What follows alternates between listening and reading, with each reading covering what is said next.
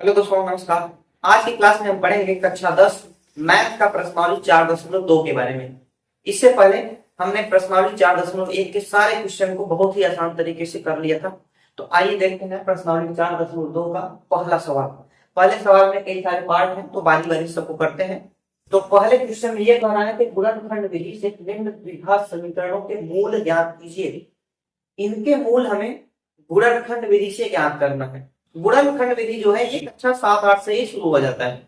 अगर आपको फिर भी ध्यान नहीं है तो आइए हम बड़ी आसान तरीके से बताते हैं गुणनखंड विधि क्या होता है और किस प्रकार से इस क्वेश्चन के मूल ज्ञात किए जा सकते हैं। तो पहला क्वेश्चन ये है, x² माइनस 3x माइनस 10 बराबर 0। इसका हमें मूल ज्ञात करना है। मूल का मतलब क्या होता है? यक्स का मान, जो भी यक्स का मान होगा उसी को मूल करते हैं। गुणनखंड विधि में ये कंडीशन होता है, ये नियम होता है कि जो अंतिम है यानी कि अचर पद है, अचर पद होता है लास्ट वाला, उसका गुणा हम x² के जो भी गुणांक होता है उसमें करते हैं। तो x² का गुणांक यहाँ पे क्या है? इसके आगे कुछ नहीं है तो 1 मान लेंगे। अब जब 10 का गुणा 1 में किया जाएगा तो 10 होगा। तो सबसे पहला काम ये है कि अचर पद का गुणा x² के गुणांक में कीजिए। इसमें 10 का 1 में गुणा करेंगे 10 आ जाएगा। 10 को हमें इस प्रकार से तोड़ना है कि चाहे जोड़ें चाहे घटाएं 3 आना चाहिए। 10 को 2 पार्ट में तोड़ना है। तो अगर हम सोचे कि 10 को 2 पार्ट में कैसे तोड़ा जा सकता है कि जोड़ने या घटाने में 3 आए, तो 5 और 2 हमें समझ में आ रहा है। 5 और 2, 5 में से अगर 2 घटा देंगे तो 3 आ जाएगा।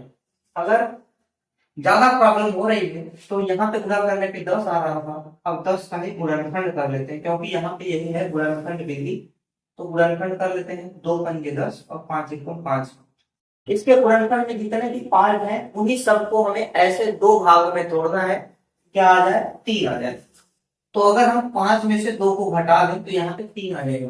5 और 2 को घटाने पे 3 तो आ गया। अब हमें ये ध्यान देना कि जो 3 है वो प्लस में आना चाहिए कि माइनस में आना चाहिए। तो यहाँ पे माइनस है, तो माइनस में आने के लिए ये बड़ा वाला माइनस में होगा और छोटा वाला प्लस में होगा। तो ऐसे अगर हम तोड़ दें तो ये आ जाएगा। तो बस इसी के अनुसार हम इसको तोड़ देते हैं। तो x² माइनस क्या है? पहला 5 है तो 5x, उसके बाद प्लस 2x। इसको हमने 2 पार्ट में तोड़ दिया। अब यहाँ पे माइनस 10 और बराबर 0। इसका काम खत्म हो गया तो इसको मिटा देते हैं। अब इन दोनों में कॉमन क्या दिख रहा है? इन दोनों में x कॉमन दिख रहा है, तो x कॉमन ले लेते हैं। तो यहाँ से एक पे x अगर निकल जाएगा तो x बचा रहेगा माइनस, x तो निकल गया है तो 5 बचा रहेगा। इन दोनों में कॉमन क्या है? दोनों में देखिए 2 का गुणा है, इसमें 2 तो है ही, इसमें भी 2 है क्योंकि 2 पंजे 10 होता है। तो यहाँ से हम 2 कॉमन ले लेते हैं, तो यहाँ से x बच जाएगा और माइनस 2 पंजे 10। अगर आपका ये दोनों कोष्टक में सेम आ रहा है तो समझिए सही है। अगर सेम नहीं आ रहा है तो इसका मतलब कहीं कहीं मिस्टेक हो रहा है। तो यहाँ पे ये दोनों फिर से सेम टू सेम मिल रहे थे, इसमें से ये कॉमन लेते हैं, इसमें से ये, तो x माइनस 5 भी कॉमन ले लेंगे। तो x माइनस 5 तो निकल गया, बाकी यहाँ पे बचा x और यहाँ पे बचा 2 बराबर 0। तो ये हो गया गुणनखंड। अब हमें x का मान निकालना है, मूल को ज्ञात करना है। तो एक बार अगर हम इसको 0 रखेंगे, यदि x माइनस 5 बराबर 0 है तो x का मान ये माइनस उधर जाएगा, प्लस हो जाएगा, ये 5 आ गया। अगर हम यहां से करें, अगर x प्लस 2 बराबर 0 रखते हैं तो x बराबर ये प्लस 2 उधर जाएगा, माइनस 2 होगा। तो आंसर ये हो गया। तो 2 आंसर है, 5 है, माइनस 2 है। तो यही है इस क्वेश्चन का आंसर, यही है इस क्वेश्चन का मूल। उम्मीद है आपको ये क्वेश्चन तो बड़ी आसान से समझ में आ गया होगा। अब आइए बढ़ते हैं इस दूसरे क्वेश्चन की तरफ। इसमें भी वही काम करना है। क्या करना है? अंतिम का गुणा यानी कि अचर पद का गुणा पहले करना। तो चलिए 12 को हमें ऐसे 2 पार्ट में तोड़ना है कि एक आए। 12 को 2 पार्ट में तोड़ना है कि एक आए, चाहे जोड़ने चाहे घटाने के। अगर हम थोड़ा सोचेंगे तो 4 और 3, 4 तिहाई 12 भी होगा गुणा करने पे, और 4 में से 3 घटा दे तो 1 आ भी जाएगा। या तो आप गुणनखंड वाले नियम से कर सकते हैं। 6 दूनी 12 था तो 12 का गुणनखंड 2 छंग 12, 2 तिया 6, 3 एकम 3। अब इन्हीं तीनों को इस हिसाब से लेना है कि 2 पार्ट हमें करना है। तो मान लें अगर हम पहले 2 ले लें उसके बाद यहाँ पे 2 3 6 ले लें। 2 और 6 को चाहे हम जोड़ें चाहे घटाएं कभी भी एक नहीं आएगा, तो ये तो नहीं ले सकते। तो अब इन दोनों को साथ में ले लें, इसको अलग ले लें। तो इन दोनों को साथ में तो 2 दूनी 4 हो गया और ये 3 हो गया। अब 4 में से अगर 3 को घटा देंगे तो 1 आ जाएगा। अब यहाँ पे देखें प्लस है, प्लस में हमें चाहिए 1, तो यहाँ पे बड़ा वाला प्लस में छोटा वाला माइनस में, इसका मतलब 4 और 3 के रूप में इसको तोड़ेंगे। अगर आप बार बार प्रैक्टिस करेंगे तो आपको ये सब करने की जरूरत नहीं है, आप डायरेक्ट कर सकते हैं। 6 दूनी 12 को 2 पार्ट में तोड़ना है तो 4 और 3 में तोड़ सकते हैं, तो बस उसी हिसाब में हमें तोड़ना है। 2x² प्लस 4x और माइनस 3x माइनस 6 बराबर 0।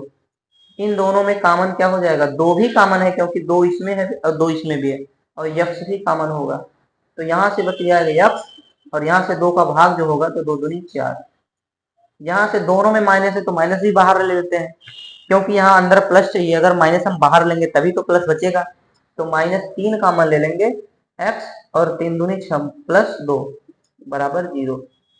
ये दोनों सेम है तो x प्लस 2 और यहाँ पे 2x माइनस 3 बराबर 0।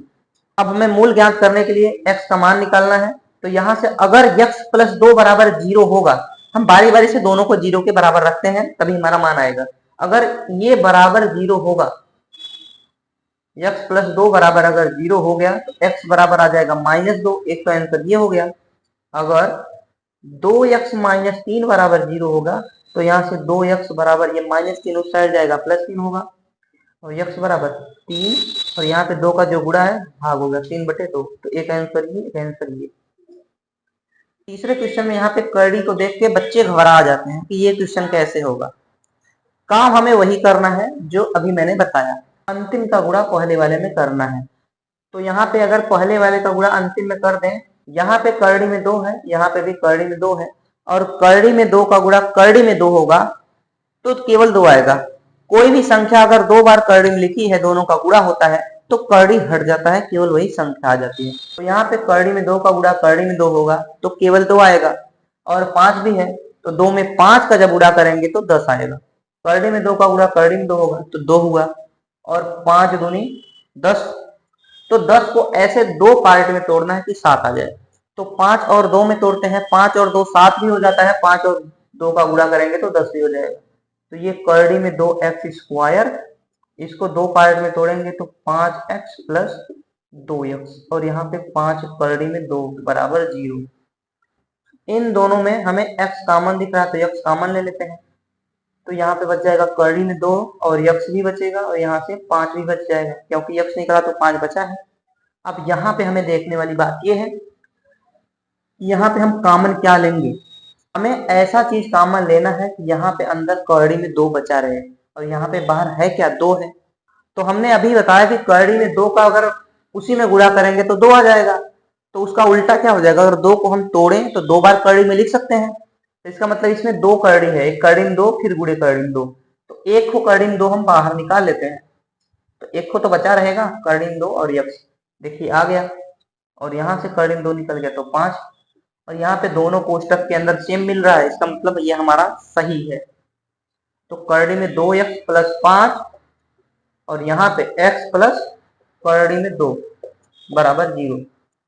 अब हमें x का मान निकालने के लिए एक बार इसको 0 के बराबर करना पड़ेगा, एक बार इसको। अगर हम इसको बराबर 0 के करते हैं तो यहाँ से करड़ी में 2 x बराबर, ये प्लस उस साइड जाएगा माइनस हुआ, और x बराबर -5, करड़ी में 2 का गुणा इधर आ जाएगा भाग, तो एक तो मान ये आ गया x का। दूसरा, अगर इसको 0 के बराबर करें तो x बराबर, ये प्लस उस साइड जाएगा माइनस, तो ये आंसर। तो उम्मीद है आपको ये भी क्वेश्चन अच्छे समझ में आ गया होगा। यहाँ पे पहले क्वेश्चन के 3 पार्ट को हमने कर लिया, बाकी इसके 2 पार्ट और बचे हैं। आप इसको नोट करना चाहते हैं तो नोट कीजिए, फिर हम आगे बढ़ते हैं।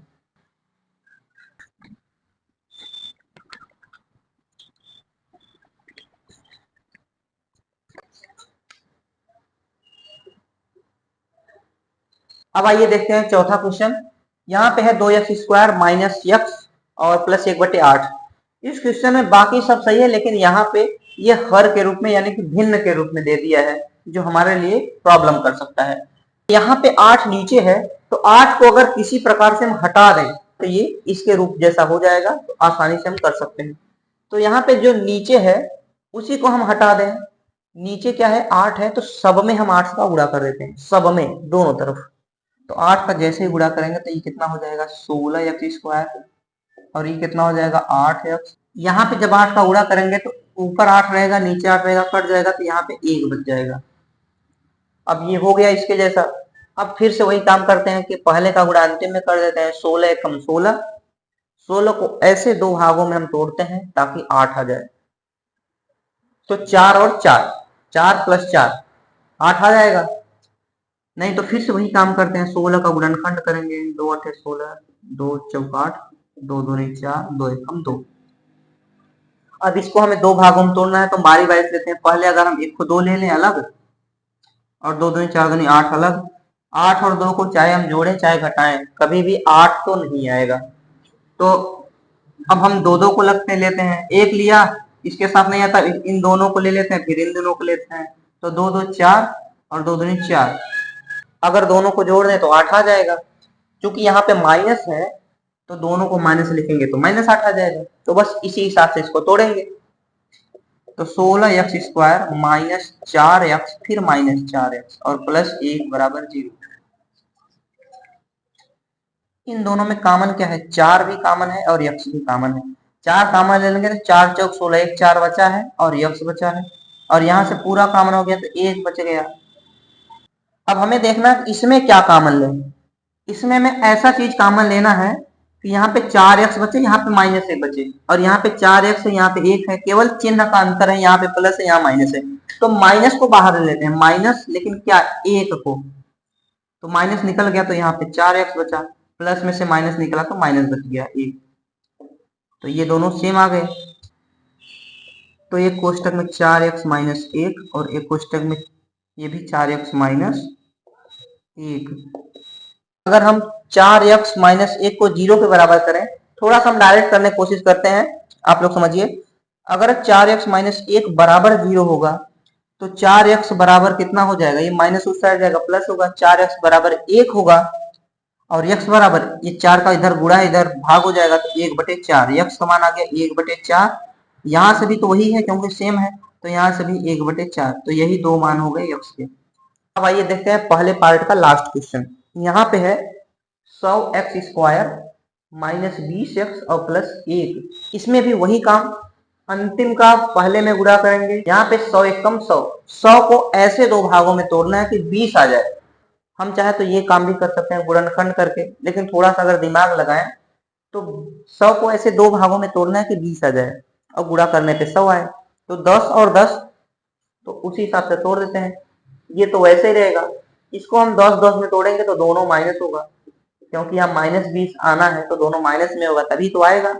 +1, इन दोनों में कॉमन है, 10 भी कॉमन है और x भी कॉमन है, तो 10x - 1 बच गया।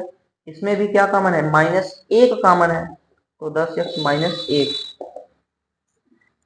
ये दोनों सेम है, तो 10x - 1, और यहाँ पे भी 10x - 1।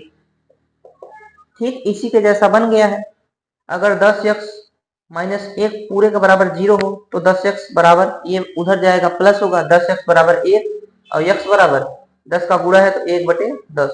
यहाँ से भी वही चीज 1/10। तो इस क्वेश्चन को भी हमने बड़े आसान तरीके से सॉल्व कर दिया।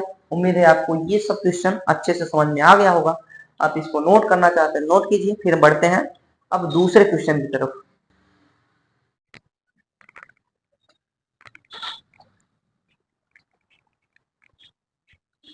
आइए देखते हैं दूसरा प्रश्न।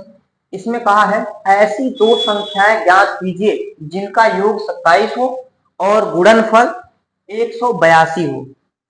ऐसी दो संख्याएं हमें बतानी है कि जिनका योग, जिनको जोड़ने पर तो 27 आए और जिनको गुणा करने पे 182 आए। तो हम मान लेते हैं कि माना पहली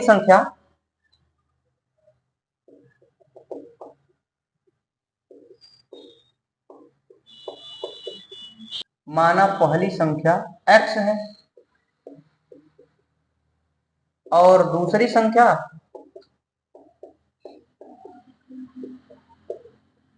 दूसरी संख्या y है। क्योंकि यहाँ पे हमें दोनों संख्याएं नहीं मालूम थी, इसलिए हमें दोनों को अलग अलग मानना पड़ेगा। तो पहली संख्या x को मान लिया और दूसरी संख्या y। प्रश्न में क्या कहा है कि दोनों का योगफल 27 है। प्रश्नानुसार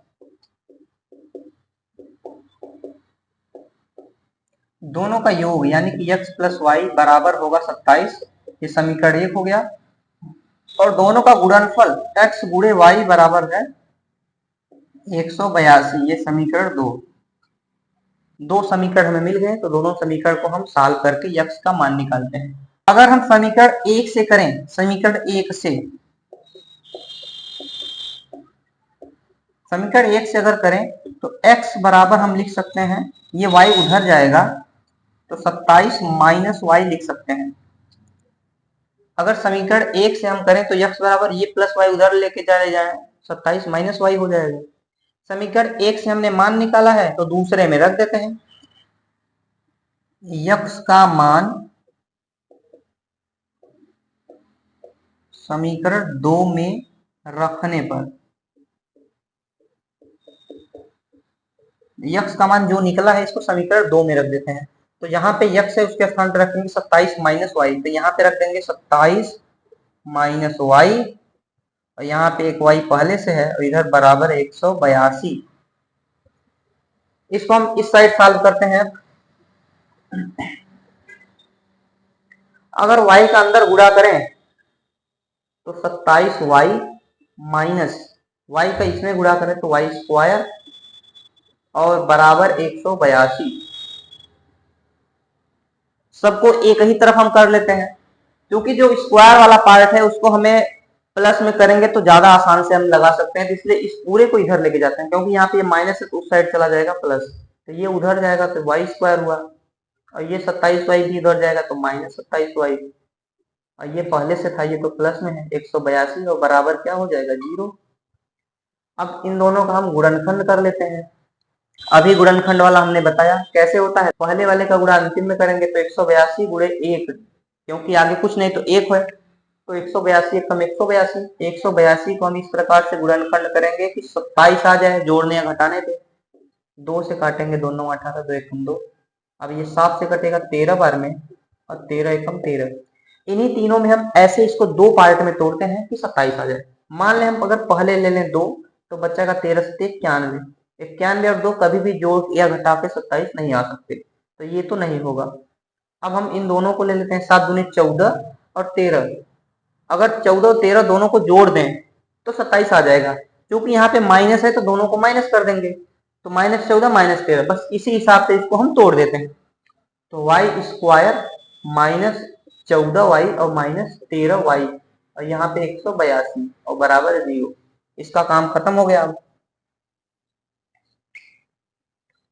इन दोनों में कॉमन क्या है, y है, तो y -14 बच गया। अब इन दोनों में कॉमन क्या है, -13 है, और y माइनस, क्योंकि माइनस बाहर निकला है तो यहाँ प्लस में से भी माइनस बाहर निकलेगा तो यहाँ माइनस बचा रहेगा।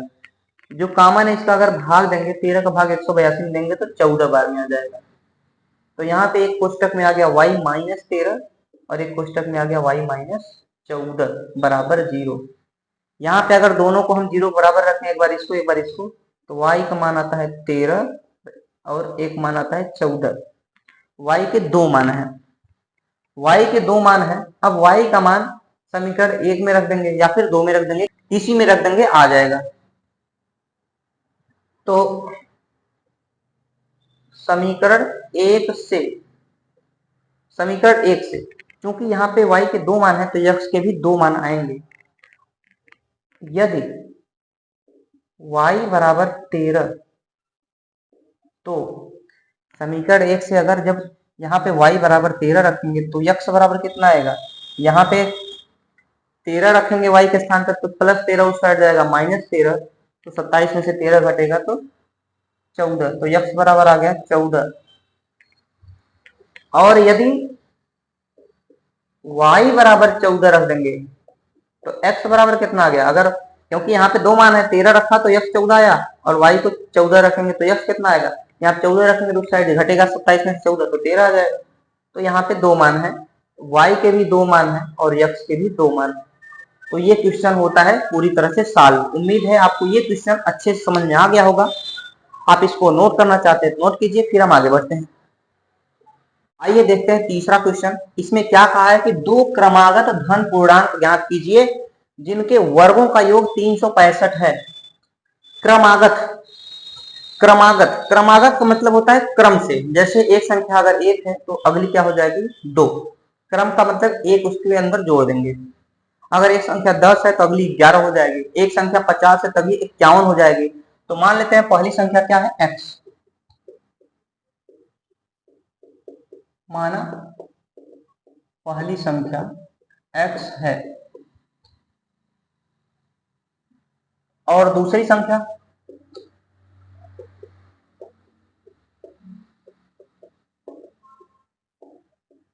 यहाँ पे क्रमागत बोला है तो यक्ष से ही हम अगला बता सकते हैं। एक यक्ष है तो अगला उसमें एक जोड़ देंगे तो x प्लस 1 होगी, तो ये x प्लस 1 होगी। प्रश्नानुसार क्या है, प्रश्न के अनुसार क्या बोल रहा है कि दोनों के वर्गों का योग, x का वर्ग अगर करें तो एक्स स्क्वायर प्लस, योग है तो प्लस, अब इसका भी वर्ग x प्लस 1 का होल स्क्वायर, ये बराबर होगा 365। इसको और सॉल्व करते हैं। एक्स स्क्वायर प्लस ए प्लस बी का होल स्क्वायर फार्मूला होता है ए स्क्वायर प्लस बी स्क्वायर, एक का स्क्वायर एक, प्लस 2ab, 2 गुणे यक्स गुणे एक यानी कि 2x और बराबर 365। इसको भी इधर ही लेके आते हैं तो यक्स स्क्वायर मिलके तो हो जाएगा 2x स्क्वायर प्लस 2x, ये 365 इधर आएगा तो माइनस 365 और माइनस 365 में एक जोड़ देंगे तो माइनस 364। अब हम इसका गुणनखंड कर लेते हैं। तो उससे पहले हम अगर देखें कि दो सब में कॉमन है तो दो से सब में भाग दे देते हैं। दो से इसमें भाग देंगे तो ये एक्स स्क्वायर बचेगा, इसमें भाग देंगे तो केवल एक्स बचेगा, इसमें भाग देंगे तो 2 एकम 2, 2 अट्ठे 16 और 2 दूनी 4, ये बच जाएगा 182। अब इसका गुणनखंड करेंगे,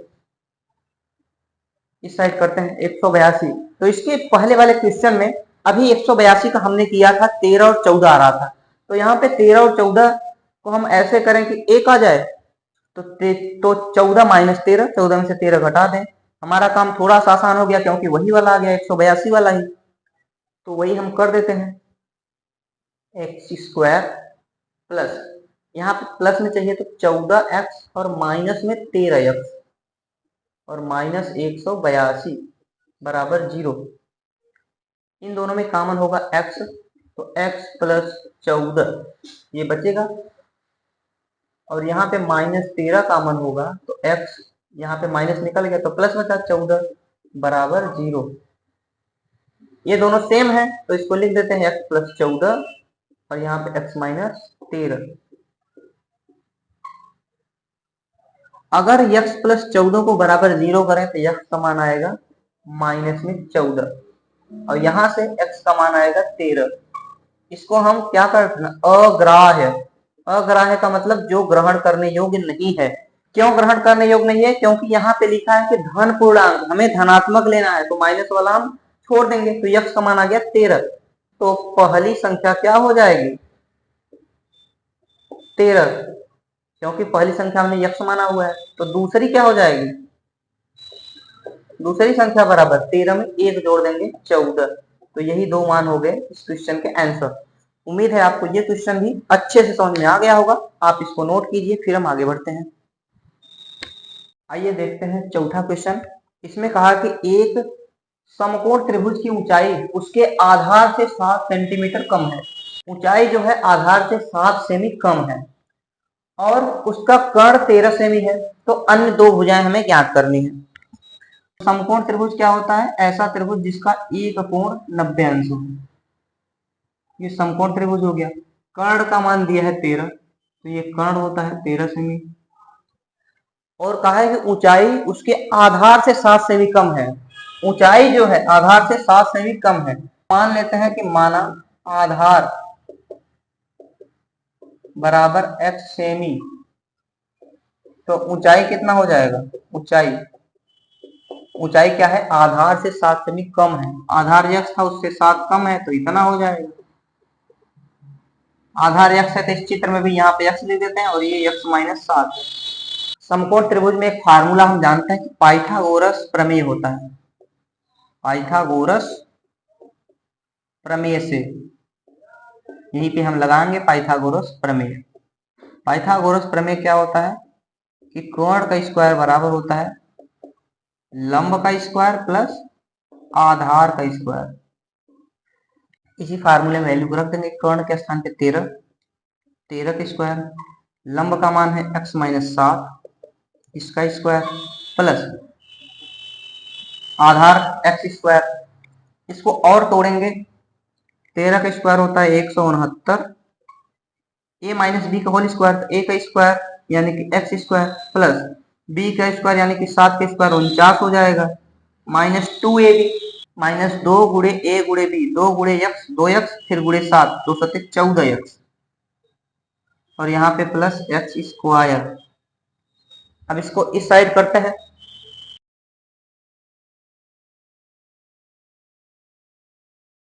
तो यहाँ से x स्क्वायर और x स्क्वायर मिलके हो जाएंगे 2x स्क्वायर और माइनस 14x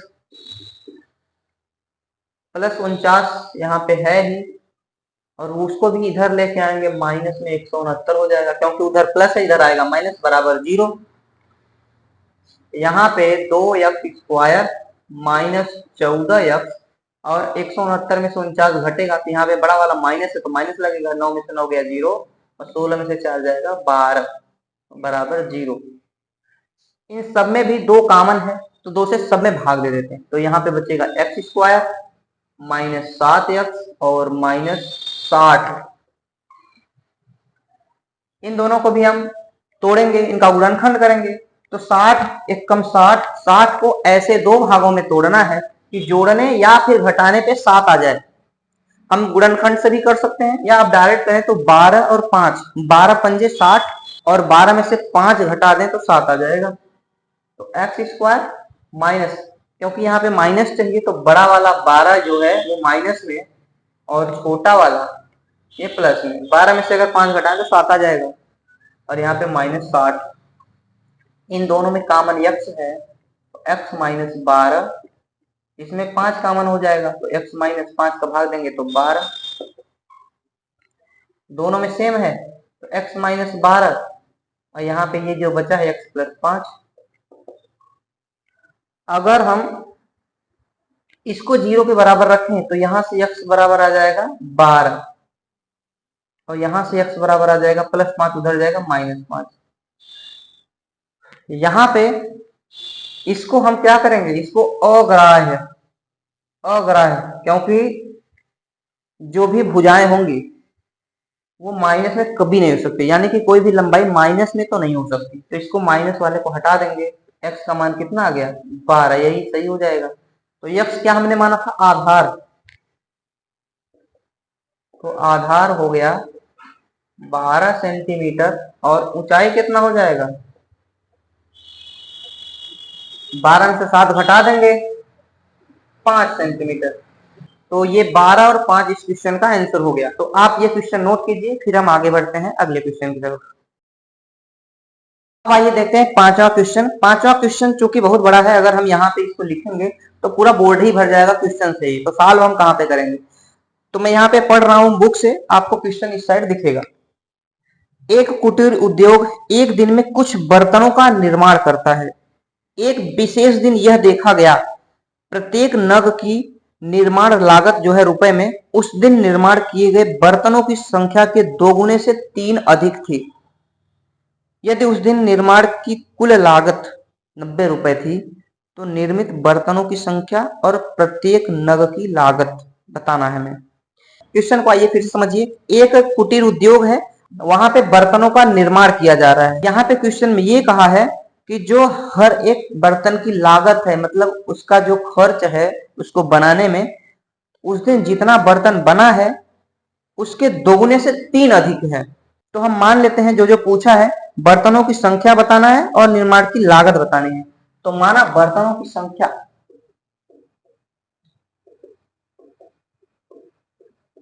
माना बर्तनों की संख्या x है, x, और प्रत्येक बर्तन की लागत, बर्तन या नग, प्रत्येक नग की लागत कितना है। यहाँ पे कहा है कि जो लागत है बर्तनों की संख्या के दोगुने से 3 अधिक, बर्तनों की संख्या x है तो इसका दोगुना उससे 3 अधिक, ये कंडीशन बता दिया है। अब यहाँ पे कहा है कि उस दिन निर्माण की कुल लागत जो है 90 रुपए है, तो प्रश्नानुसार क्या हो जाएगा,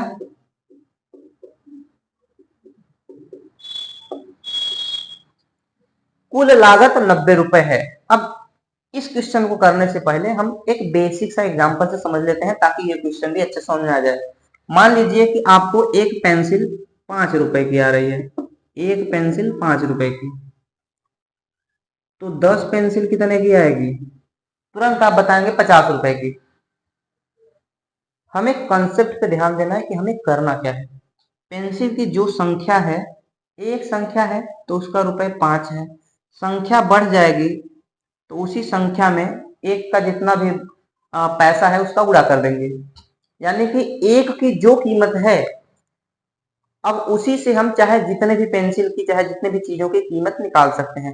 तो यहाँ पे एक नग की कीमत है इतना और टोटल संख्या यक्स है, तो हम पूरा पैसा निकाल सकते हैं कि लागत कितना हुआ, मतलब इसका इसमें गुणा कर देंगे तो लागत आ जाएगा।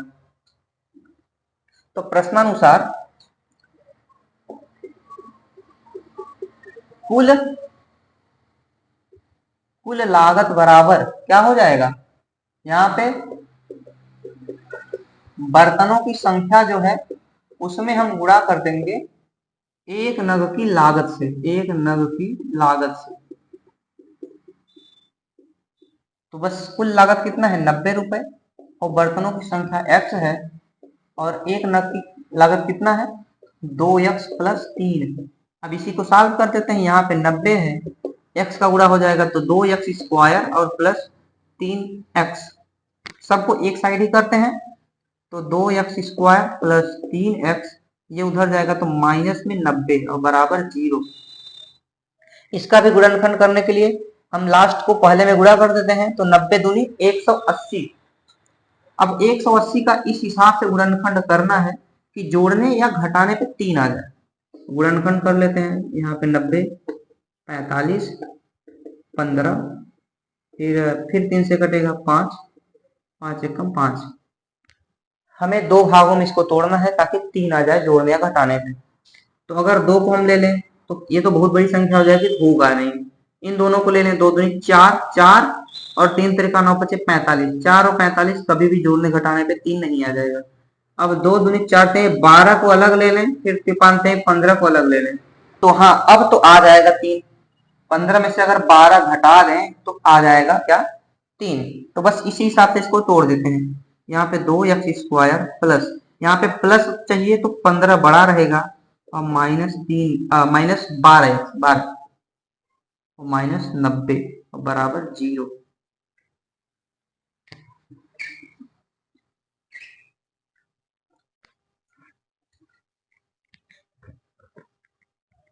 अब इसको इस साइड करते हैं हम, इन दोनों में कॉमन क्या है, x कॉमन है, x, तो यहाँ पे बच जाएगा 2x और प्लस 15, और यहाँ पे माइनस दोनों में तो माइनस कॉमन ले लेंगे, और हमें ऐसा कॉमन लेना है कि अंदर 2 बच जाए।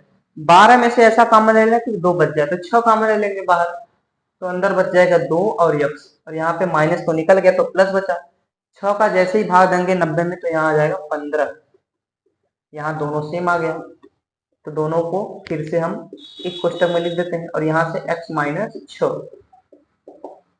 अगर यहाँ से ये बराबर 0 होगा, 2x प्लस 15 बराबर 0 रखें तो यहाँ से 2x बराबर ये उधर जाएगा माइनस 15, x बराबर माइनस 15 बटे 2, और यहाँ से x माइनस 6 बराबर 0 तो x बराबर 6।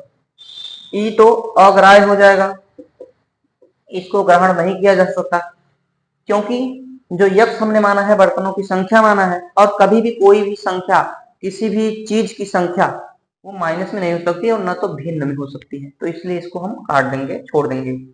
तो हमारा आंसर ये होता है 6। बर्तनों की संख्या कितनी आ गई? बर्तनों की संख्या बराबर है 6 और प्रत्येक नग की लागत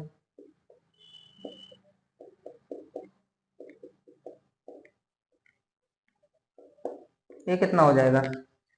यहाँ पे 6 रखेंगे तो 6 दूनी 12, 3 15, तो ये 15 रुपए। तो ये हुआ इस क्वेश्चन का आंसर और इसी के साथ ये प्रश्नावली खत्म होती है। तो उम्मीद है आपको इस प्रश्नावली का भी हर एक क्वेश्चन बहुत आसान तरीके से समझ में आ गया होगा। अब इसके बाद एक और प्रश्नावली बची है इस चैप्टर की, जो कि हम अगले वीडियो में इसको कवर करेंगे। वीडियो को लाइक करें और चैनल को ज्यादा से ज्यादा सब्सक्राइब करें। मिलते हैं नए वीडियो में।